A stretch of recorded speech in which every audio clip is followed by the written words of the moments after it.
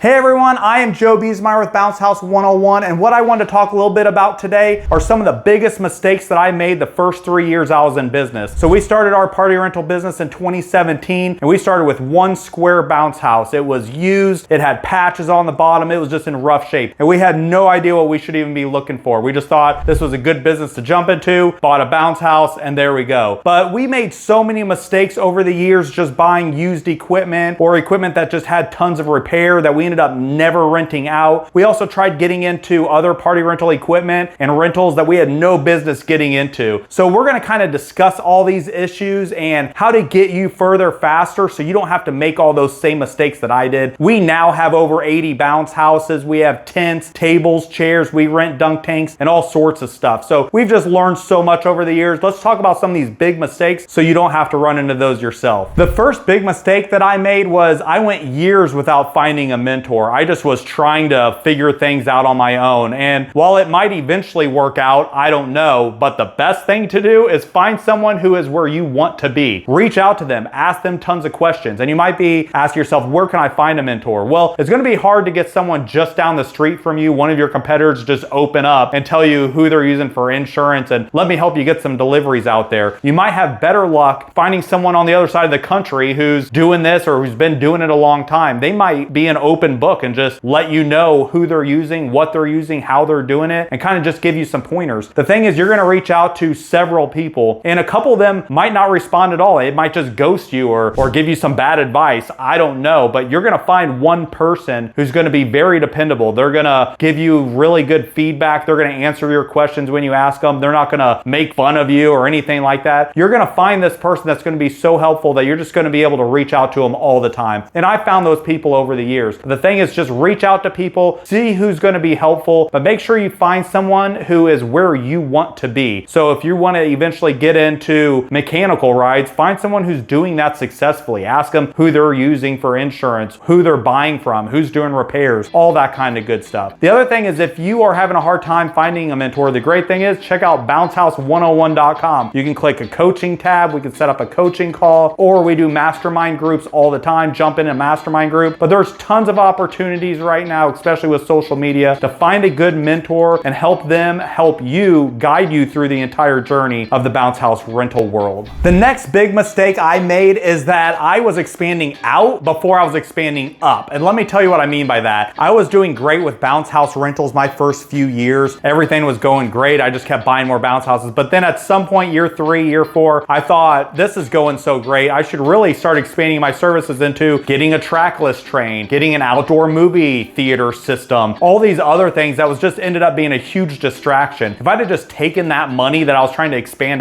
my services and just bought more water slides, more obstacle courses, I would have easily 10x'd my business way quicker than wasting money in other areas, other services that I had no business messing with. I do think eventually you might be able to expand out into that, but I've shifted my focus into what is working, what's renting, and then just buying more of those. I have some units that I have multiple obstacle courses of the exact same unit, multiple bounce houses that are the exact same. Why? Because they go out the most and they make me the most money. So I'm not trying to just get into other services. I'm not getting into foam right now and mini golf and all this other stuff. I am focusing on what's working and then just buying more and doing more of that. That is the best way to 10x your business. So I wish I wouldn't have got so distracted in those other services and just stayed focused. That would have helped me out so much more. And it's also easier bringing on new hires because I have a ton of bounce houses. They're all similar in nature. So the water slides get set up the same amount of stakes. The square bounce house is the same. I'm not having to train them on all sorts of different services like the movie screens or the trackless trains. They come in, they learn the bounce houses, and then I just send them out doing bounce houses all day. Right now, we currently have several trucks out doing bounce house deliveries and pickups. And I'm not even involved in that anymore because it's so simple, our process and our service that we're offering, that I can just keep growing that, just keep getting more of what's working. And that's what's been so great with this, is that I can expand to now where I am just, my time is focused on sales, closing big customer contracts, getting those deposits, working on cash flow, and really just working on like corporate events and big fairs, festivals, and corporate gatherings, holiday parties, that kind of stuff. So I'm not out in the field anymore doing all these deliveries because our service is so simplified. So that's one huge mistake that hopefully you won't also make. The next big mistake mistake I made was just thinking that I could handle all the marketing myself. And boy, was I completely wrong. I thought I could watch some YouTube videos and just throw some money at Google Ads and all of a sudden the phone would start ringing. And that was not the case. So what I do now is I hired a marketing agency and they handle all my SEO, Google Ads, Facebook ads, all my marketing stuff. And this is what they do. They're an expert in this area. If I'd have done this from day one, I'd have a much higher ROI because I was essentially just throwing away money because nothing was set up correctly. So that is one thing, hiring someone who knows what they're doing for marketing. The other thing was school flyers. It took me years before we started doing flyers regularly. And what I do now is in our delivery radius, I list out on a spreadsheet all of the cities around us. And then I list out all the schools that are within that city, elementaries, middle schools, high schools, all that stuff. And I literally mail out a school mailer every year to each school with a little coupon code. And most schools will remember to call us up at the end of their school year during their events that they do at the end of year,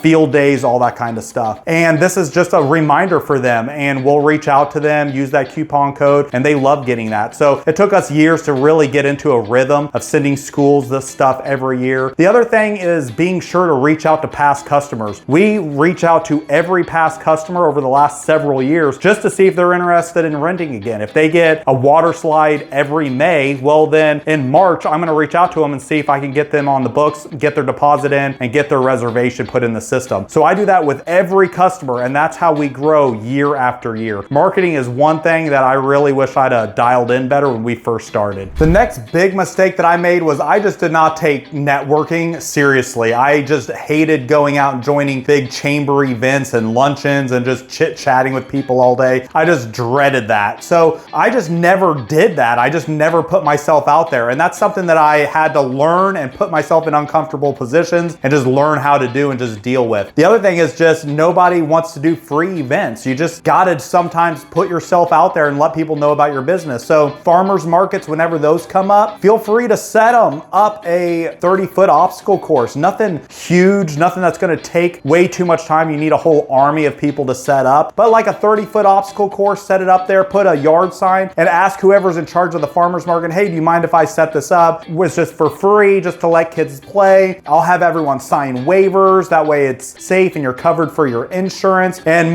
everyone's gonna say yes. So no one's gonna say no, I don't want the kids around here having fun. So if you're gonna stay there and staff it the whole time, just put someone, if it's you, it's you. If not, feel free to hire someone. Don't think that you have to be the one out there doing everything. Hire someone to sit there. Maybe you set it up and then put a chair there and let someone sit there, sign waivers, go over the safety stuff, make sure everyone's abiding all the safety rules, but let them sit there for a few hours and pass out business cards. Put a yard sign with all your name, your phone number, email, how to get a hold of you. And that's just a good way to let people know that you have this, you offer this service, you have this obstacle course, that they could have it for a party that they have coming up or any other city events coming up. And they're gonna say, hey, this was a huge hit. I should have you out again. Great. Next time it'll be $350 for me to set it up and do all that. So you might have to offer some stuff for free. But back on the networking side too, just putting yourself out there, handing out cards, doing some stuff for free. It's not always fun. It's not gonna make you any money if you're doing it for free. But what it does is it leads you into opportunities in the future to make that money. So with some of these networking events, we just take a pocket full of business cards, talk to people just in communication, and just let them know about your service, that you rent bounce houses, just hand out business cards. Now we have people that meet at our facility. We have a venue space and they come once a week. It's just a bunch of business owners and we all help share each other's information in the community, and it's turned into all sorts of stuff. And yeah, I'm not making money off that, but I'm able to make money on future events. And your first year is gonna be tough because you really don't know your numbers, how much money you can make on events. But going into year 2, 3, 4, 5, 6, and so on, you know how much you're getting for each rental. It's AOV, your average order value. So once you figure out how much your average ticket is, average event that you're doing, you can now put a dollar tag to the value of these networking events. So say you do a farmer's market for free, or you go to a free luncheon or whatever it is with the chamber. If you can close one deal and you know your AOV is $500, just telling someone about your rental and your service, if you could get one rental out of that and your AOV is $500, well, you just made $500 because getting it rented one time, your average is $500. So if you could get 2, 3, 4, 5 events out of that, it keeps going up. So your time is worth something. something, and you sometimes have to invest in right now to get those future events. Another big mistake I made is just not hiring enough people. I would go months without taking a day off, and it was just terrible. It's just a great way to get burned out, and you want to try to sell the business come July because you never took a day off. So what I would do, even from the beginning, is I just reach out to neighbors, any friends that I had, just someone that I could call on, just a list of people that I could just say, hey, are you available on Saturday? No, you're not? Okay, next person. And just go down the list. You don't need to hire a bunch of people, a dozen people working 40 hours a week. You just need a bunch of people that are just simply available. And you don't have to know that they're available every weekend. You can just go down the list and see who's available on Saturday, who's available on Sunday. It doesn't have to be a whole complex operation. So just get a list of people that can help you out. Sometimes it's nice after a whole long weekend and you've got a bunch of units to clean come Monday, Tuesday, just to call in a few high school kids. They don't even need to know what a bounce house is. You just inflate it, let them clean it. You just make sure they're doing a good job, roll it up, put it in the back of the pile and do it again. So just hire a bunch of people that are just available, and maybe they're only getting 10, 15 hours a week, maybe 5 hours a week, or they just work Saturdays or just Sundays. That's not a big deal. Just get a whole list of people. Sometimes that's easier than hiring 5 or 6 people full time that are just expecting and demanding all the hours that you can't give them. So just get a list of people that you can call on, that you can help, at least to get up and going. That way you're not getting burned out working every day, not getting any days off. It's just nice to be able to take a day off, maybe have a senior person in there and then a couple new guys that don't even know how to set up a bounce house. And that senior guy is going to be able to just show them, guide them throughout the entire process. Then you don't have to shut the whole operation down. Money keeps coming in, contracts continue to get fulfilled, and the operation just continues. So just hire a bunch of people, just get a list, get their availability. You can just kind of go down the list, and that's the best way to do it. So these were all the biggest mistakes that I made the first few years in business. And obviously these are just like starting out on when you get up and going. These will get you from the beginning few stages. Eventually you're going to find better mentors along the way. You're going to find better ways to market your business along the way. You're also not going to just keep hiring a bunch of temporary help or people that can only work 5 or 6 hours each week. You're going to start hiring operations managers, office managers, just general managers, and senior leadership roles. So these are just some starting mistakes that you'll see over the first few years, and you're going to just grow and expand in all these categories for years to come. If you need help growing your business, check out bouncehouse101.com. We can do a coaching call. You can jump in on a mastermind group. I'd love to help you out. But until then, I'll see you next time.